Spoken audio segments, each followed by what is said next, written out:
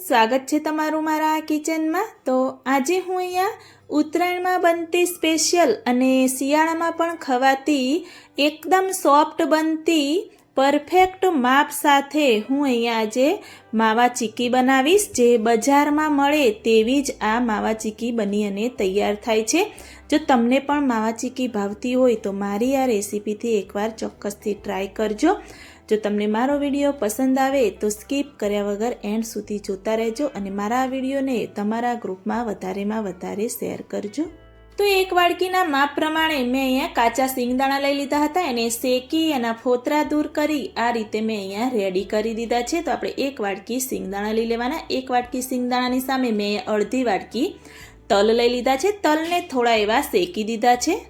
જો તમને તલ પસંદ ના હોય તો એની જગ્યાએ તમે સિંગદાણા પણ લઈ શકો છો। તો 1.5 વાડકી સિંગદાણાની સામે આપણે 1 વાડકી ગોળ લઈ લેવાનું છે। ગોળ મેં અહીંયા ચીકીનો જે દેશી ગોળ આવે છે એ લઈ લીધો છે।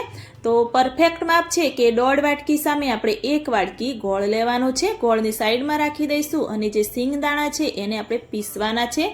તલ અને સિંગદાણા બંનેને ઝીણા એવા પીસી અને આપણે રેડી કરવાના છે। એકદમ ઝીણું એવું આપણે પીસવાનું છે, પરંતુ મિક્સરને ચાલુ બંધ કરીને પીસશો એટલે તેલ પણ છૂટું નહીં પડે અને સરસ એવો દરદરો એવો પાવડર આપણો પીસાઈને રેડી થશે। એ જ રીતે તલને પણ આપણે પીસી અને રેડી કરી દઈશું। તો આ રીતે બંને મેં પીસી રેડી કરી દીધું છે। તલ અને સિંગદાણા બંને પીસી અને આ રીતે એક બાઉલમાં લઈ અને બંનેને પહેલાં તો આપણે મિક્સ કરી દેવાનું। એટલે એકદમ મિક્સ થઈ જાય એટલે જ્યારે ગોળનો પાયો થયો હોય ત્યારે આપણે વધારે મિક્સ ન કરવું પડે। તો હવે આપણે ચીકી બનાવીશું। એના માટે ગેસની ફ્લેમ ચાલુ કરી કઢાઈ જાડા તળિયાવાળી રાખી દેવાની। 2 ટેબલસ્પૂન જેવું મેં પાણી એડ કર્યું છે। થોડું પાણી એડ કરવાથી જલ્દી ગોળ આપણો મેલ્ટ થઈ જશે। તો 1 વાડકી જે માપ લીધું હતું ગોળનું એ અંદર એડ કરી આ રીતે આપણે મિક્સ કરી અને એને હલાવતા રહીશું। ગોળનો આપણે પાયો કરવાનો છે તો આ રીતે એને સતત એવું હલાવતા રહીશું અને ડાર્ક બ્રાઉન કલર જેવો ગોળ આપણો થાય ત્યાં સુધી એને આપણે આ રીતે હલાવતા રહેવાનું।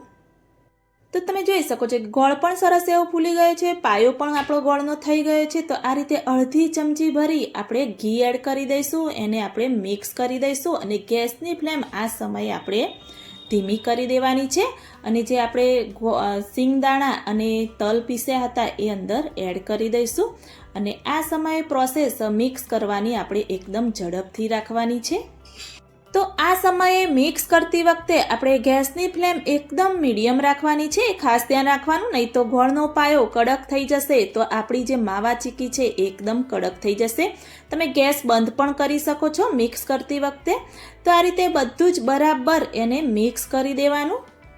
કઢાઈ થોડી ગરમ હોય છે એટલે તમે ગેસની ફ્લેમ જો બંધ કરી દેશો તો પણ ચાલશે। તો તમે જોઈ શકો છો કે સરસ એવું મિક્સ થઈ ગયું છે। તો આપણે એને ગેસ પરથી નીચે ઉતારી દઈશું।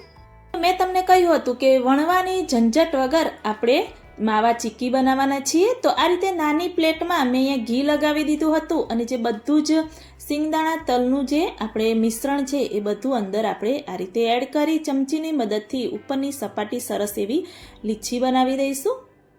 જો તમને એકદમ ઝડપથી વણતા ન ફાવતું હોય તો તમે આ રીતે પ્લેટમાં પણ માવા ચીકી બનાવી શકો છો। સરસ એવી બની અને તૈયાર થાય છે અને એકદમ ઝડપથી નીકળી પણ જાય છે। ઠંડી થાય એટલે ફટાફટ નીકળી જાય છે। તો આ રીતે ગરમ ગરમ હોય ત્યારે જ આપણે આ રીતે માવા ચીકીના કટ કરી દઈશું। ખાસ ધ્યાન રાખવું કે ગરમ ગરમમાં જ આપણે ચીકીના કટ કરવાના છે। આ રીતે ઠંડી થશે તો જલ્દી એવા કટ નહીં થાય। તો આ રીતે કટ કરી અને આપણે થોડી વાર માટે પ્રોપર એવી ઠંડી થાય ત્યાં સુધી એને આપણે ઠંડી થવા દેવાની। તો આ રીતે મેં થોડી વાર માટે રહેવા દીધી હતી। ચીકી આપણી સરસ એવી ઠંડી થઈ ગઈ છે। તો એને જે કટ પણ આપણે કરી દીધા હતા તો આ રીતે થોડી સીધી આપણે પ્રેસ કરી અને પ્લેટને ઉલટી કરી અને આ રીતે થોડી પ્રેસ કરશો એટલે જે ચીકીનો રોટલો છે એ આખો આપણો આપોઆપ આ રીતે નીકળી જશે। આ રીતે આખો રોટલો નીકળી જાય એટલે આપણે જે કટ કરેલા છે એટલે આ રીતે એકદમ સરળતાથી આપણા મસ્ત એવા ચોરસ ટુકડા થઈ અને રેડી થઈ જશે। હાથ વડે આ રીતે તમે ટુકડા કરશો એટલે ચોરસ એવા આપણા આ રીતેના પીસ બની જશે। તો બધા જ પીસ હું અહીંયા છૂટા કરી દઈશ। જો માવા ચીકી બનાવતી વખતે ગોળની પસંદગી તમારે સારી કરવાની છે. જો ચીકણો ગોળ હશે તો માવા ચીકી આપણી દાંતમાં ચોંટતી રહેશે. તો એ રીતે તમારે ગોળની પસંદગી કરવાની. તો સરસ એવી માવા ચીકી આપણી બનીને રેડી થઈ ગઈ છે. તો તમે પણ એકવાર બનાવી અને ચોક્કસથી ટ્રાય કરજો. મને કમેન્ટમાં જરૂરથી બતાવજો. જો તમને મારી રેસીપી સારી લાગી હોય તો મારી ચેનલને લાઇક, શેર, કમેન્ટ કરજો. મળીએ કોઈ એક નવા વિડીયો સાથે, નવી માહિતી સાથે.